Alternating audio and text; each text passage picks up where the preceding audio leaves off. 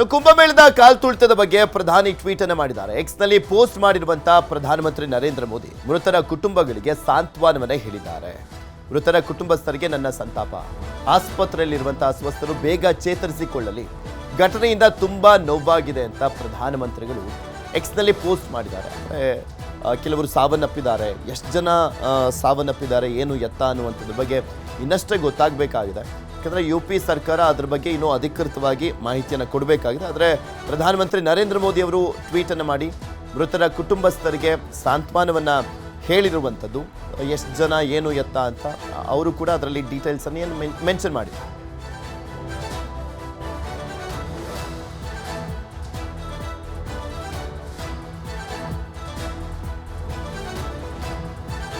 ಇನ್ನು ಇದೇ ವಿಚಾರಕ್ಕೆ ಸಂಬಂಧಪಟ್ಟಂತೆ ಮಾತಾಡಲಿಕ್ಕೆ ಪ್ರಯಾಗ್ರಾಜ್ನಿಂದ ಕಾರ್ತಿಕ್ ಅವರು, ಸಕಲೇಶ್ಪುರದವರು ನಮ್ಮ ಜೊತೆ ದೂರವಾಣಿ ಸಂಪರ್ಕದಲ್ಲಿ ಜಾಯ್ನ್ ಆಗಿದ್ದಾರೆ. ನಮಸ್ಕಾರ ಕಾರ್ತಿಕ್ ಅವರೇ, ಹೇಗಿದ್ದೀರಾ?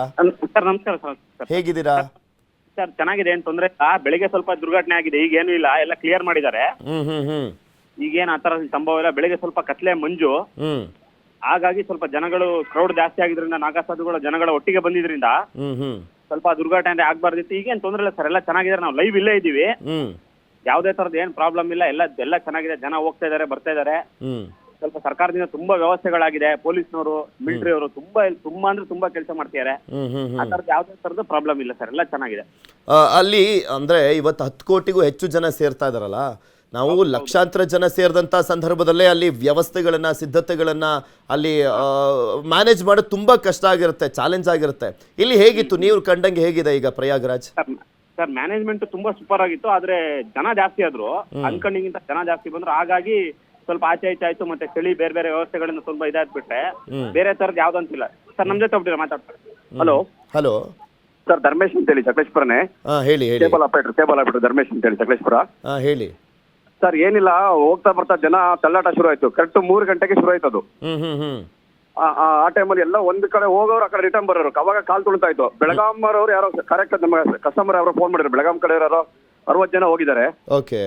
ಅವರಲ್ಲಿ ನಮ್ಮ ಕಸ್ಟಮರ್ ಸಕಲೇಶ್ಪುರ ಯಾರೋ ಫೋನ್ ಮಾಡಿ, ಅವ್ರ ಕಡೆ ರಿಲೇಷನ್ ಯಾರೋ ಸತ್ತೋಗಿದ್ದಾರೆ ಅಂದ್ಬಿಟ್ಟಿದ್ರೆ ಲೇಡೀಸು. ಬೆಳಗಾಂ ಕಡೆ ಒಬ್ರು ಸತ್ತೋಗಿದ್ದಾರೆ ಸರ್. ಒಂದು 60 ಜನ ಬ್ಯಾಚ್ ಹೋಗಿದ್ದಾರೆ. ಅವ್ರ ಬ್ಯಾಚ್ ಒಬ್ರು ಆಗಿದ್ದಾರೆ. ಹೋಗ್ತಾ ಬರ್ತಾ ಜಾಸ್ತಿ ಆಗ್ತದೆ. ಮತ್ತೆ ಇನ್ನೊಂದೇನಂದ್ರೆ 5ನೇ ತಾರೀಕು ನಂತರ ಹೋಗ್ಬೇಕು. ಯಾರೇ ಬರಂಗಿದ್ರು ಬರ್ಬೋದು, ಏನೋ ಸಮಸ್ಯೆ ಆರಾಮಾಗಿದೆ. ಮೋದಿ ಅವರು 5ನೇ ತಾರೀಕು ಬರ್ತಾ ಇದಾರಂತೆ. ಆದಷ್ಟಿಂದ ಭಕ್ತಾದಿಗಳು ಇನ್ನೂ ಬರ್ಬೋದು, ಹೆಚ್ಚು ಬರ್ಬೋದು. 5ನೇ ತಾರೀಕು ಮೇಲೆ ಹೋದ್ರೆ ಸ್ವಲ್ಪ ಟ್ರಾಫಿಕ್ ಎಲ್ಲ ಕಂಟ್ರೋಲ್ ಆಗುತ್ತೆ, ಬರ್ಬೋದು. ನಾವು ಪ್ರಯಾಗಿಂದ ಹೋಗ್ಬೇಕಾರೆ ಅಯೋಧ್ಯದಿಂದ 14 ಗಂಟೆ ಜರ್ನಿ ಇದೆ. 180 ಕಿಲೋಮೀಟರ್ ಬರಕ್ಕೆ, ಪ್ರಯಾಗಿಗೆ ಬರಕ್ಕೆ. ಅಯೋಧ್ಯೆಯಲ್ಲೂ ತುಂಬಾ ಜನ ಇತ್ತು. ನಿಮ್ದೆಲ್ಲ ಸ್ನಾನ ಎಲ್ಲ ಆಯ್ತಾ? ಅಯೋಧ್ಯೆ ದರ್ಶನ ಮಾಡ್ಬೇಕಾರೆ ನೀವು ತ್ರಿವೇಣಿ ಸಂಗಮಕ್ಕೆಲ್ಲ ಹೋಗಿ ಬಂದ್ರ? ಸ್ನಾನ ಎಲ್ಲ ಆಯ್ತಾ? ತ್ರಿವೇಣಿ ಸಂಗಮ ಹೋದ್ರೆ ಸ್ನಾನ ಎಲ್ಲ ಚೆನ್ನಾಗಾಯ್ತು, ತೀರ್ಥ ಸ್ನಾನ ಚೆನ್ನಾಗಾಯ್ತು, ನಾದಾಸದಗಳೆಲ್ಲ ದರ್ಶನ ಆಯ್ತು, ಎಲ್ಲ ಅದ್ಭುತವಾಗಿ ಆಗ್ತಿದೆ. ಭಕ್ತಾದಿಗಳು ಹೋಗ್ಬೋದು, ಬರ್ಬೋದು, ಏನೋ ಸಮಸ್ಯೆ ಇಲ್ಲ. ಇಲ್ಲೆಲ್ಲ ವಿಶ್ವ ಹಿಂದೂ ಪರಿಷತ್ತಿಂದ ಒಳ್ಳೆ ಬಂದು ಹೋಗೋರಿಗೆಲ್ಲ ಊಟದ ವ್ಯವಸ್ಥೆ ಮಾಡಿದ್ದಾರೆ. ಮತ್ತೆ ಕಾಫಿ ಆಗ್ಲಿ, ಟೀ ಆಗ್ಲಿ, ಮತ್ತೆ ಮೆಡಿಕಲ್ ಇದಾರಾಗ್ಲಿ, ಎಲ್ಲಾ ತರ ವಿಶ್ವ ಹಿಂದೂ ಪರಿಷತ್ತಿಂದ, ಕರ್ನಾಟಕದ ಅಂತಾರಾಷ್ಟ್ರೀಯ ವಿಶ್ವ ಹಿಂದೂ ಪರಿಷತ್ತಿಂದ ಎಲ್ಲ ವಸತಿ ವ್ಯವಸ್ಥೆ ಮಾಡಿದ್ದಾರೆ. ಅಲ್ಲಿ ತುಂಬಾ ಜನ ಬರ್ತಾ ಇದಾರಲ್ಲ, ರೆಸ್ಪಾನ್ಸ್ ಹೇಗಿದೆ? ಅಲ್ಲಿರುವಂತ ಪೊಲೀಸರದು, ಅಧಿಕಾರಿಗಳದು ಗೈಡ್ ಮಾಡ್ತಾ ಇರುವಂತದ್ದೆಲ್ಲ ಹೇಗಿದೆ ಸರ್? ಪೊಲೀಸ್ ಅಧಿಕಾರಿಗಳು ಚೆನ್ನಾಗಿ ಗೈಡ್ ಮಾಡ್ತಿದ್ದಾರೆ, ಅದೇನು ಸಮಸ್ಯೆ ಇಲ್ಲ. ಭಕ್ತಾದಿಗಳು ಬರೋದು ಲೆಕ್ಕನಿಲ್ಲ ಸರ್. ಕಂಟಿನ್ಯೂ ಬರ್ತಾರೆ. ಎಷ್ಟು ಜನ ಹೋಗ್ತಾ ಇದೀವಿ ಅಷ್ಟೇ ಜನ ವಾಪಸ್ ಬರ್ತಾ ಇದಾರೆ. ದಾರಿ ಉದ್ದಕ್ಕೂ ಜನ. ತಮಾಷೆ ಅಲ್ಲ ಧರ್ಮೇಶ್ ಅವರೇ, 10 ಕೋಟಿ ಜನ ಒಂದೇ ದಿನದಲ್ಲಿ ಸೇರ್ತಾರೆ ಅಂದ್ರೆ ಅದೇನು ಹುಡುಗಾಟನ? ಕರ್ನಾಟಕದ 2 ಪಟ್ಟು ಜನ ಅಲ್ಲಿ ಒಂದೇ ಕಡೆ ಸೇರೋದು ಅಂತ. ಹೌದು ಸರ್. ಯಾವ್ದೇ ಕಾರಣಕ್ಕೂ ಈಗಾಗಲೇ ದೈವಶಕ್ತಿ ಇಲ್ಲದೆ ಏನೂ ಆಗಲ್ಲ. ಮತ್ತೆ ಇನ್ನೊಂದೇನಂದ್ರೆ, 1 ವರ್ಷದಿಂದ ಅಯೋಧ್ಯೆಯಲ್ಲಿ ಹೆಂಗೆ ಶ್ರೀರಾಮನ ಪ್ರತಿಷ್ಠಾಪನೆ ಆಯ್ತು, ಅಯೋಧ್ಯೆ ಶ್ರೀರಾಮನ ಶಕ್ತಿಯಿಂದನೇ ಈ ಮಹಾ ಕುಂಭಮೇಳ ನಡೀತದೆ. ಇನ್ನು ಹೆಚ್ಚಿನ ಸಂಖ್ಯೆಯಲ್ಲಿ ಭಕ್ತಾದಿಗಳು. ಈಗ ಕಾಲ್ತುಳಿತ ಆಯ್ತಲ್ಲ, ಕಾಲ್ತುಳಿತ ಆದ ಒಂದು ಜಾಗದ ಹತ್ರ ನೀವಿದ್ರ ಆ ಟೈಮ್ ನಲ್ಲಿ? ಒಂದು ಅರ್ಧ ಗಂಟೆ ಹೆಚ್ಚು ಕಡಿಮೆ ಅದಾಗಿ, ಅರ್ಧ ಗಂಟೆ ನಾವು ಮುಂದಕ್ಕೆ ಆ ಪ್ಲೇಸಿಗೆ ಹೋದು. ಅಲ್ಲಿ ಆರ್ಮಿಯವರೆಲ್ಲ ಬಂದು ಯಾವ್ದೇ ಕಡೆ ಎಲ್ಲ ಬ್ಲಾಕ್ ಮಾಡಾಕೋರು, ಯಾರು ಹೋಗ್ದಂಗೆ ವ್ಯವಸ್ಥೆ ಮಾಡಿದ್ರು ಪೂರ್ತಿ. ಓಕೆ. ಆರ್ಮಿಯವ್ರು ಬಂದು ಆ ಪ್ಲೇಸಿಗೆ ಹೋಗ್ದಂಗೆ ಮಾಡಿದ್ರು. ಕಾಲ್ತುಳಿತ ಜಾಗದಲ್ಲಿ ಇದ್ದು ಒಂದು ಅರ್ಧ ಗಂಟೆ ಹೆಚ್ಚು ಕಡಿಮೆ 3 ಗಂಟೆ ಆಗಿದ್ದು. 3:20 ಆಗಿರೋದು. ಏನಾದ್ರು ಮೆಸೇಜ್ ಕೊಡ್ತಾ ಇದ್ರ ಈ ರೀತಿಯಾಗಿ ಆಗಿದೆ, ನಿಮ್ಮವ್ರು ಯಾರಾದ್ರೂ ಇದ್ರ ಅಲ್ಲಿ? ಏನಾದ್ರು ಮಿಸ್ಸಿಂಗ್ ಆದ್ರೆ ಎಲ್ಲ ಹೇಗೆ ಹುಡುಕೋದು, ಹೇಗೆ ಸರ್? ಏನಾದ್ರು ಅಲ್ಲಿ ನಾಗಸಾಧುಗಳು ಒಟ್ಟಿಗೆ ನುಗ್ತಾರೆ ಸರ್. ಅವರಿಂದ ಏನ್ ಮಾಡ್ತಾರೆ, ಜನಗಳು ಅವ್ರ ಜೊತೆ ಹೋಗ್ಬೇಕಂದ್ರೆ ಏನ್ ಮಾಡ್ತಾರೆ ಅಂದ್ರೆ, ಅವ್ರ ಜೊತೆ ಹೋಗ್ಬೇಕಂದ್ರೆ ಹೋಗ್ತಾರೆ, ಜೊತೆ ಹೋಗ್ತಾರೆ. ಆ ಕಡೆ ಬರೋರಿರ್ತಾರೆ. ಒಟ್ರಾಸಿ ನಾಗಸಾಧುಗಳು ನೋಡೋ ದೃಷ್ಟಿಯಿಂದ ಕಾಲ್ತುಳಿತ ಆಗಿದೆ ಬಿಟ್ರೆ ಬೇರೆ ಸ್ನಾನಕ್ಕಾಗ್ಲಿ ಯಾವ್ದೇ ತರ ತೊಂದರೆ ಆಗಿಲ್ಲ. ಜನ ಇವತ್ತೇ ಎಲ್ಲ ಸ್ನಾನ ಮಾಡ್ಕೊಂಡು ಹೋಗ್ಬಿಡ್ಬೇಕು, ಆಮೇಲೆ ಎಲ್ಲಿ ತ್ರಿವೇಣಿ ಸಂಗಮದ ಮೇನ್ ಪಾಯಿಂಟ್ ಇರುತ್ತೆ ಅಲ್ಲೇ ಹೋಗ್ಬಿಟ್ಟು ಹೆಚ್ಚಿನ ಸಂಖ್ಯೆಯಲ್ಲಿ ಹೋಗಿ ಸ್ನಾನ ಮಾಡಲಿಕ್ಕೆ ಪ್ರಯತ್ನ ಪಡ್ತಾ ಇದ್ದಾರಂತೆ. ಇದು ಕೂಡ ಅಲ್ಲಿ ನೂಕು ನುಗ್ಲಿಕ್ಕೆ ಕಾರಣ ಆಗ್ತಾ ಇದೆಯಾ ಹೇಗೆ? ಇಲ್ಲ ತ್ರಿವೇಣಿ ಸಂಗಮದಲ್ಲಿ ನೂಕು ನುಗ್ಗೋ ಕಾರಣ ಅಂದ್ರೆ ಸ್ನಾದ ಸಾಧುಗಳು ನೋಡೋಕ್ಕೋಸ್ಕರ ಭಕ್ತಾದಿಗಳು ಹೋಗ್ತಿದಾರಲ್ಲ, ಓಕೆ. ಅದು ಕಾಲ್ ತುಳಿದಕ್ಕೋಸ್ಕರ ಆಯ್ತಾ ಅಲ್ಲ. ತ್ರಿವೇಣಿ ಸಂಗಮ ಸ್ನಾನ ಮಾಡೋದ್ರಲ್ಲಿ ಯಾವ್ದೇ ತರ ತೊಂದರೆಗಳಿಲ್ಲ. ಈಗ ಜನಗಳು ನೂಕು ನುಗ್ಗಲಿಂದ ಮಾತ್ರ ತೊಂದರೆಗಾಗ್ತಾ ಇರೋದು. ಅದ್ ಬಿಟ್ರೆ ಬೇರೆ ಯಾವ್ದೇ ತರ ತೊಂದರೆಗಳಿಲ್ಲ ಸರ್. ನೀವೆಲ್ಲ ಎಷ್ಟು ಜನ ಹೋಗಿದ್ರಿ, ಯಾವತ್ತು ಹೋಗಿದ್ರಿ? ನಾವು ಹೋಗಿದ್ದು 28ನೇ ತಾರೀಕು, 27ನೇ ತಾರೀಕು. ಹೌದೌದು, 27ಕ್ಕೆ ಹೋಗಿದ್ದಾ? ಹೌದೌದು, 27ಕ್ಕೆ ಹೋಗಿರೋದು. 27ಕ್ಕೆ ಹೋಗಿದ್ದು. 27ರಿಂದ ಡೈರೆಕ್ಟ್ ಇಲ್ಲಿಗೆ ಬಂದು. ಅಲ್ಲಿ ವ್ಯವಸ್ಥೆ ಎಲ್ಲ ಚೆನ್ನಾಗಿದೆ ಹಾಗಾದ್ರೆ? ಯಾರು ಅಂದ್ರೆ ಈಗ ತುಂಬಾ ಜನ ಹೋಗ್ಬೇಕಾ ಬೇಡವಾ ಅಂತೆಲ್ಲ ನೋಡ್ತಾ ಇರ್ತಾರಲ್ಲ, ಅಂತವ್ರಿಗೆ ಏನ್ ಹೇಳಿಕ್ ಬಯಸ್ತೀರಾ ಧರ್ಮೇಶ್ ಅವರೇ? ಏನ್ ಸರ್? ತುಂಬಾ ಜನ ಈಗ ಇನ್ನೂ ಹೋಗ್ಬೇಕು ಅಂತ ಅನ್ಕೊಂಡಿದ್ದಾರೆ. 45 ದಿನ ಅಲ್ವಾ ಟೋಟಲ್ ಆಗಿ? ಹಾ ಸರ್. ಸರ್ ಇನ್ನು ಹೋಗ್ಬೇಕು ಸರ್, ಯಾಕಂದ್ರೆ 144 ವರ್ಷಕ್ಕೆ ಒಂದ್ಸಲಿ ಆಗಂತದ್ದು ಇದು. ಓಕೆ, ಮಾತನಾಡ್ತೀನಿ ಧರ್ಮೇಶ್ ಅವರೇ. ನಮ್ ಜೊತೆ ಈಗ ಲತಾ ಮಲ್ಲಿಕಾರ್ಜುನ್ ಅವರು, ಹರಪನಹಳ್ಳಿ ಶಾಸಕರು, ನಮ್ ಜೊತೆ ದೂರವಾಣಿ ಸಂಪರ್ಕದಲ್ಲಿ ಇದ್ದಾರೆ. ನಮಸ್ಕಾರ ಮೇಡಮ್. ನಮಸ್ಕಾರ. ನೀವು ಅಲ್ಲೇ ಇದ್ದೀರಾ, ಹೇಗ್ ಅನಿಸ್ತಾ ಇದೆ? ನಾನು ಇಲ್ಲೇ ಇದ್ದೀನಿ. ಸಂಗಮಿಂದ ಕೈಕಾಲ್ ಮುಖ ತೊಳ್ಕೊಂಡು ಮತ್ತೆ ವಾಪಸ್ ಹೋಗ್ತಾ ಇದ್ವಿ. 2 ಕಿಲೋಮೀಟರ್, 10 ಇಂದ 2 ಕಿಲೋಮೀಟರ್ ದೂರದಲ್ಲಿದೆ ಸಂಗಮ್. ಈಗ ಅಲ್ಲಿ ಹೋಗ್ಬಿಟ್ಟು ಕೈಕಾಲ್ ಮುಖ ತಕೊಂಡು 1 ಕಿಲೋಮೀಟರ್ ಬಂದಿದ್ದೀನಿ. ಇನ್ನ 1 ಕಿಲೋಮೀಟರ್ ಟೆಂಟಿಗೆ ಹೋಗ್ಬೇಕು. ತುಂಬಾ ಜನಸಂದಣಿ ಇದೆ. ಪರವಾಗಿಲ್ಲ, ಚೆನ್ನಾಗಿದೆ, ತೊಂದರೆ ಏನಿಲ್ಲ. ಬಟ್ ಏನು ಅಂದ್ರೆ ತುಂಬಾ ನಡಿಬೇಕಷ್ಟೇ. Okay okay. ಅಲ್ಲಿ ಕಾಲ್ ತುಳಿತ ಎಲ್ಲ ಆಗಿದೆ, ಕೆಲವರು ಸಾವನ್ನಪ್ಪಿದ್ದಾರೆ ಅನ್ನುವಂಥದ್ರ ಬಗ್ಗೆನೂ ಕೂಡ ಮಾಹಿತಿ ಬರ್ತಾ ಇತ್ತು. ಅದೇನಾದ್ರೂ ನಿಮ್ ಗಮನಕ್ಕೆ ಬಂತಾ? ಅದು ನಿಜ ಅಂತೆ, ನಿಜ. ನಾವು ನನಗೂ ಗೊತ್ತಿರ್ಲಿಲ್ಲ. ಬೆಳಿಗ್ಗೆ ನ್ಯೂಸ್ ಅಲ್ಲಿ ನೋಡಿದೆ, 17 ಜನ ಏನೋ ತೀರ್ಕೊಂಡಿದ್ದಾರೆ, ಒಂದ್ 50-60 ಜನಕ್ಕೇನೋ ಗಾಯಗಳು ಆಗಿದೆ ಅಂತಂದ್ರು. ಬಟ್ ನಾನು ಈ ಸಂಗಮಿಂದ ಬರ್ತಾ ಇರೋ ಮುಂದ್ಗಡೆ, ಎಕ್ಸೈಟ್ ಆಗ್ತಾ ಇರೋ ಮುಂದೆ ಅಲ್ಲಿ ಒಂದು ರಾಶಿ ಚಪ್ಪಲ್ಸ್ ಬಿದ್ದಿತ್ತು. ಆ ಚಪ್ಪಲ್ಸ್ ನೋಡಿದ್ರೆ ಅಲ್ಲೇ ಘಟನೆ ನಡೆದಿದೆ ಅಂತ ಅರ್ಥ ಆಯ್ತು. ವ್ಯವಸ್ಥೆ ಎಲ್ಲ ಹೇಗಿದೆ ಮೇಡಮ್? ಯಾಕೆಂದ್ರೆ ಇವತ್ತು ಕೋಟಿ ಜನ ಬರ್ತಾ ಇರುವಂತ ಹಿನ್ನೆಲೆಯಲ್ಲಿ ಸಹಜವಾಗಿ ಅಲ್ಲಿನ ಸರ್ಕಾರಕ್ಕೆ, ಅಲ್ಲಿ ಯಾರೆಲ್ಲ ಮ್ಯಾನೇಜ್ ಮಾಡ್ತಾ ಇದಾರೆ ಅವ್ರಿಗೆಲ್ರಿಗೂ ಕೂಡ ಒಂದು ಬಿಗ್ಗೆಸ್ಟ್ ಚಾಲೆಂಜ್ ಇದು. ಇದು ಒಂದು ಹೊಸ ಇತಿಹಾಸವನ್ನ ಸೃಷ್ಟಿ ಮಾಡ್ತಾ ಇರುವಂತ ದಿನ ಅಲ್ಲ, ಇದು ಹೊಸ ಇತಿಹಾಸ ಸೃಷ್ಟಿ ಮಾಡ್ತಾ ಇದ್ದಾರೆ. ಸ್ವಲ್ಪ ಏನು ಅಂತಂದ್ರೆ ಇಷ್ಟು ಜನಕ್ಕೆ ಅರೇಂಜ್ ಮಾಡೋದು ತುಂಬಾ ಕಷ್ಟ ಆಗುತ್ತೆ. ಕೆಲವರೆಲ್ಲ ನಮ್ಮಲ್ಲೆಲ್ಲ ನೋಡ್ಕೊಂಡ್ ಬಂದ್ವಿ. ನಿನ್ನೆ ನಾವು 7-7:30 ಬಿಟ್ಟೋರು ಬೆಳಗಿನ ಜಾವ 4 ಗಂಟೆಗೆ ಬಂದಿದ್ದೀನಿ. ಸುಮಾರು ಒಂದು 12 ಕಿಲೋಮೀಟರ್ 14 ಕಿಲೋಮೀಟರ್ಸ್ ನಡೆದು 2 ಕಿಲೋಮೀಟರ್ ಸೈಕಲ್ ರಿಕ್ಷಾ, ಒಂದು 3 ಕಿಲೋಮೀಟರ್ ಬೈಕು, ಆಮೇಲೆ 2 ಕಿಲೋಮೀಟರ್ ಕಾರಲ್ಲಿ ಇಷ್ಟೆಲ್ಲ ನಡೆದು 7-7:30 ಇಲ್ಲಿ ಬಿಟ್ಟೋರು. ಮಾರ್ನಿಂಗ್ ಅರ್ಲಿ ಮಾರ್ನಿಂಗ್ 4 o'clock ಬೆಳಗಿನ ಜಾವ 4 ಗಂಟೆಗೆ ಬಂದ್ವಿ. ಬಂದು ಈಗ ಅಲ್ಲಿ ಒಂದು ಸ್ವಲ್ಪ ರೆಸ್ಟ್ ತಗೊಂಡು ಸಂಗಮ್ಗೆ ಹೋಗಿ ವಾಪಸ್ ಹೋಗ್ತಾ ಇದ್ದೀವಿ.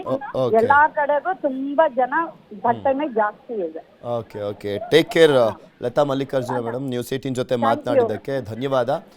ಓಕೆ, ಭಾನುಪ್ರಕಾಶ್ ಅವರು ಕೂಡ ಪ್ರಯಾಗ್ರಾಜ್ನಲ್ಲೇ ಇದ್ದಾರೆ, ಅವ್ರನ್ನು ಮಾತನಾಡ್ಸೋಣ. ನಮಸ್ಕಾರ ಸರ್.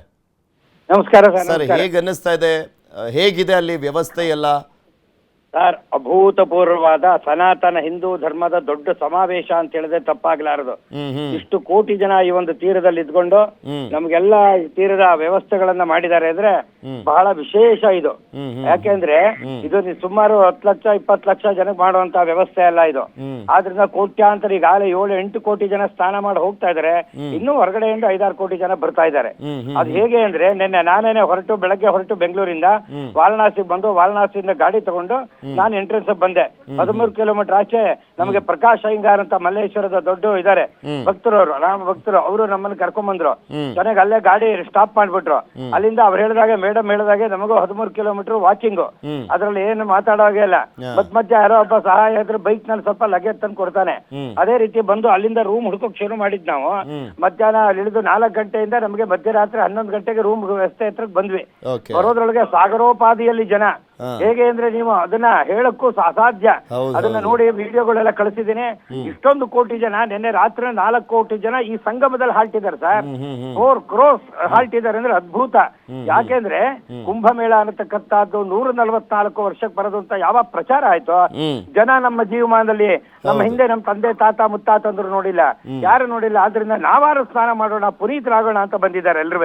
ಆಮೇಲೆ 6 ತಿಂಗಳ ಮಗುವಿಂದ ಹಿಡಿದು 90 ವರ್ಷ ಮುದುಕರವರೆಗೂ ಬಂದಿದ್ದಾರೆ ಸರ್. ಎಲ್ಲರೂ ಸಹಿತ ಆದ್ರೂ ಜೀವ ಹೋದ್ರೂ ಪರವಾಗಿಲ್ಲ ಅಂತ ಬಂದಿದ್ದಾರೆ. ಅಷ್ಟೆಲ್ಲವನ್ನು ವಿಶೇಷವಾಗಿ ಸ್ನಾನಘಟ್ಟದಲ್ಲಿ ಮಹಾಸಂಕಲ್ಪ, ಗಂಗಾ ಸ್ನಾನ, ನಾರಿಕೇಳವನ್ನು ವಿಸರ್ಜನೆ ಮಾಡುವುದು, ಮತ್ತೆಲ್ಲ ಪಿತೃಗಳಿಗೆ ತರ್ಪಣವನ್ನು ಕೊಡೋರು ಕೊಡ್ತಾ ಇದ್ದಾರೆ. ಪ್ರತಿ ಹೆಣ್ಣು ಮಕ್ಕಳು ಜಾತಿ ಭೇದಗಳು ಏನಿಲ್ಲದೆ ಎಲ್ಲರ ವಯೋಮಾನವಿಲ್ಲದೆ ಅಷ್ಟೂ ಜನ ಸ್ನಾನ ಮಾಡಿದ್ರು. ಯಾಕೆಂದ್ರೆ ಕುಂಭ ಅಂದ್ರೆ ಹೊಟ್ಟೆ, ಮೇಳ ಅಂದ್ರೆ ಸೇರೋದು.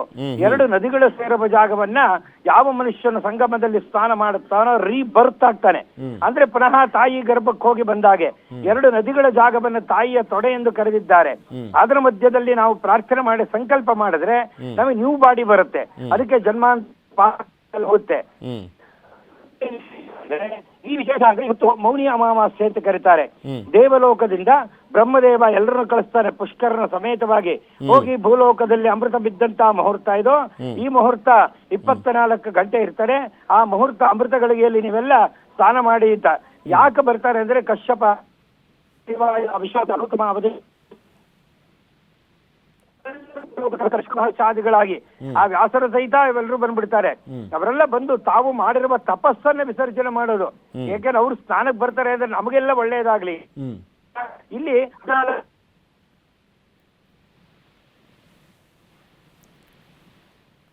ಸರ್ ಡಿಸ್ಟರ್ಬೆನ್ಸ್ ಇದೆ ನಿಮ್ಮ ನೆಟ್ವರ್ಕಲ್ಲಿ, ಮತ್ತೊಮ್ಮೆ ಸಂಪರ್ಕ ಮಾಡುವಂಥ ಪ್ರಯತ್ನ ಮಾಡ್ತೀವಿ. ಭಾನುಪ್ರಕಾಶ್ ಶರ್ಮಾ ಅವರು ಜ್ಯೋತಿಷಿಗಳು, ಅವರು ಕೂಡ ಹೋಗಿದ್ದಾರೆ. ತುಂಬ ಅದ್ಭುತವಾಗಿ ಎಕ್ಸ್ಪ್ಲೇನ್ ಮಾಡ್ತಾ ಇದ್ರು ಅವರು. ಈ ಒಂದು ಪುಣ್ಯದ ದಿನ 144 ವರ್ಷಗಳ ಒಂದು ಸಂದರ್ಭದಲ್ಲಿ ಬಂದಿರುವಂಥ ಈ ದಿನದಂದು ಪುಣ್ಯ ಸ್ನಾನ ಮಾಡಲಿಕ್ಕೋಸ್ಕರ ಕೋಟಿ ಕೋಟಿ ಜನ ಬರ್ತಾ ಇದ್ದಾರೆ. ತಮ್ಮ ಜೀವಿತಾವಧಿಯಲ್ಲಿ ಒಮ್ಮೆ ಪುಣ್ಯ ಸ್ನಾನವನ್ನು ಮಾಡಬೇಕು, ಇಂತಹ ಸಂದರ್ಭ ಮತ್ತೆ ಬರೋದಿಲ್ಲ ಅಂತ ಕೋಟಿ ಕೋಟಿ ಸಂಖ್ಯೆಯಲ್ಲಿ ಜನ ಬರ್ತಾ ಇರುವಂಥದ್ದನ್ನು ನೋಡ್ತಾ ಇದ್ರೇ ಕಣ್ಣಿಗೆ ಒಂದು ರೀತಿಯಾದಂಥ ಹಬ್ಬ ಅನ್ನುವಂಥದ್ದನ್ನು ಕೂಡ ಎಕ್ಸ್ಪ್ಲೇನ್ ಮಾಡ್ತಾಯಿದ್ರು. ಸುಮಾರು ಒಂದು 13 ಕಿಲೋಮೀಟರ್ ದೂರ ನಡ್ಕೊಂಡು ಹೋಗಿ ನಂತರ ಪುಣ್ಯ ಸ್ನಾನವನ್ನು ಮಾಡಬೇಕಂತೆ. ಅಲ್ಲಿ 6 ತಿಂಗಳು ಮಗು ಆಗಲಿ, ತುಂಬ ಹಿರಿಯರಾಗಲಿ ಎಲ್ಲರೂ ಕೂಡ ಬರ್ತಾ ಇದ್ದಾರೆ. ಅವ್ರನ್ನೆಲ್ಲರೂ ಕೂಡ ಕರ್ಕೊಂಬರಲಾಗ್ತಾ ಇದೆ. ಇದು ರಾಮನ ಆಶೀರ್ವಾದ ಅನ್ನುವಂಥದ್ದನ್ನು ಕೂಡ ಹೇಳ್ತಾ ಇದ್ರು. ನಿಮ್ಗೆ ತೋರಿಸ್ತಾ ಇದ್ವಿ ನೋಡಿ, ಆ ದೃಶ್ಯಾವಳಿಗಳಲ್ಲಿ ನೋಡಿದ್ರೇ ಗೊತ್ತಾಗುತ್ತೆ ಯಾವ ರೀತಿಯಾದಂಥ ವ್ಯವಸ್ಥೆ ಇದೆ. ಅದರ ಜೊತೆಗೆ ಅಂಥ ಕೋಟಿ ಕೋಟಿ ಜನರನ್ನು ನಿಭಾಯಿಸುವಂಥದ್ದು ಇದೆಯಲ್ಲ, ನಾನು ಆಗಲೇ ಹೇಳ್ತಾ ಇದ್ನಲ್ಲ, ಇದೊಂದು ಬಿಗ್ಗೆಸ್ಟ್ ಚಾಲೆಂಜ್. ಹಾಗೆ ಈ ಹೊಸ ಇತಿಹಾಸವನ್ನು ಸೃಷ್ಟಿ ಮಾಡಿರುವಂಥದ್ದು. ವಿಶ್ವದಲ್ಲೇ ಇಷ್ಟೊಂದು ಕೋಟಿ ಜನ ಒಂದೆಡೆ ಸೇರ್ತಾರೆ ಅಂದರೆ ತಮಾಷೆಯ ಮಾತಲ್ಲ. ಲಕ್ಷಾಂತರ ಜನಕ್ಕೇನೆ ವ್ಯವಸ್ಥೆ ಮಾಡೋದು ಕಷ್ಟ, ಅಂಥದ್ರಲ್ಲಿ ಕೋಟಿ ಕೋಟಿ ಜನಕ್ಕೆ ವ್ಯವಸ್ಥೆಯನ್ನು ಮಾಡಲಾಗಿದೆ. ಕೆಲವೊಂದು ತಪ್ಪುಗಳ ಆಗುತ್ತೆ, ಆದರೆ ಅವಾಗಲೇ ನಾವು ಮಾತನಾಡಬೇಕಾದ್ರೆ ಹೇಳ್ತಾ ಇದ್ವಿ, ಕೆಟ್ಟ ಮಾತುಗಳು ಇದೆಲ್ಲ ಉಳಿಯೋದಲ್ಲ. ನಾವು ಏನು ಸಾಧಿಸ್ತೀವಿ ಅದನ್ನು ಯಾವ ರೀತಿಯಾಗಿ ಮೆಸೇಜನ್ನು ಕೊಡ್ತೀವಿ ಅವು ಉಳಿಯೋಂಥದ್ದು, ಒಳ್ಳೆ ಕೆಲಸ ಉಳಿಯುತ್ತೆ ಅಂತ ಹೇಳ್ತಾರಲ್ಲ, ಆ ರೀತಿಯಾಗಿ ಆಗ್ತಾ ಇರುವಂಥದ್ದು ಪ್ರಯಾಗ್ರಾಜ್ನಲ್ಲಿ 10 ಕೋಟಿ ಜನ ಮಿಂದೇಳ್ತಾ ಇದ್ದಾರೆ ಒಂದೇ ದಿನ. ಈಗ ಆಲ್ರೆಡಿ ಹತ್ತತ್ರ ಒಂದು 25 ಕೋಟಿಗೂ ಹೆಚ್ಚು ಜನ ಶುರುವಾದ ಜನವರಿ 13ನೇ ತಾರೀಕಿನಿಂದಲೂ ಕೂಡ ಮಿಂದೇಳ್ತಾ ಇರುವಂಥದ್ದು. ಇವತ್ತು ವಿಶೇಷ ದಿನದಲ್ಲಿ ದೊಡ್ಡ ಜಾತ್ರೆನೇ ಆಗ್ತಾ ಇರುವಂಥದ್ದು. ಜಾತ್ರೆಗೂ ಕೂಡ ಕಂಪೇರ್ ಮಾಡಲಿಕ್ಕೆ ಆಗೋದಿಲ್ಲ ಇದನ್ನು. ಯಾಕಂದರೆ ಜಾತ್ರೆ ಅಂದರೆ ನಾವು 4-5 ಲಕ್ಷ ಜನ ನೋಡ್ಬೋದು, ಆದರೆ ಇದೊಂದು ದೊಡ್ಡ ಇತಿಹಾಸವನ್ನು ಸೃಷ್ಟಿ ಮಾಡಿಬಿಟ್ಟಿರುವಂಥದ್ದು. ಈ ಸಂದರ್ಭದಲ್ಲಿ ಕೆಲವರು ಸಾವನ್ನಪ್ಪಿದ್ದಾರೆ ಅನ್ನುವಂಥ ಮಾಹಿತಿ ಇದೆ. ಇನ್ನು ಸಾಕಷ್ಟು ಜನ ಅಸ್ವಸ್ಥಗೊಂಡಿರುವಂಥವ್ರು ಎಲ್ಲರೂ ಕೂಡ ಬೇಗ ಚೇತರಿಕೆ ಕಾಣಲಿ ಅನ್ನುವಂಥದ್ದೇ ಪ್ರಧಾನಮಂತ್ರಿ ನರೇಂದ್ರ ಮೋದಿ ಅವರು ಕೂಡ ಎಕ್ಸ್ನಲ್ಲಿ ಪೋಸ್ಟ್ ಮಾಡಿರುವಂಥದ್ದು. ಮತ್ತಷ್ಟು ಮಾಹಿತಿಯನ್ನು ನಿಮ್ಮ ಮುಂದೆ ಇಡ್ತಾ ಹೋಗ್ತೀವಿ, ಆದರೆ ಅದಕ್ಕೂ ಮುಂಚೆ ಒಂದು ಸ್ಮಾಲ್ ಬ್ರೇಕ್.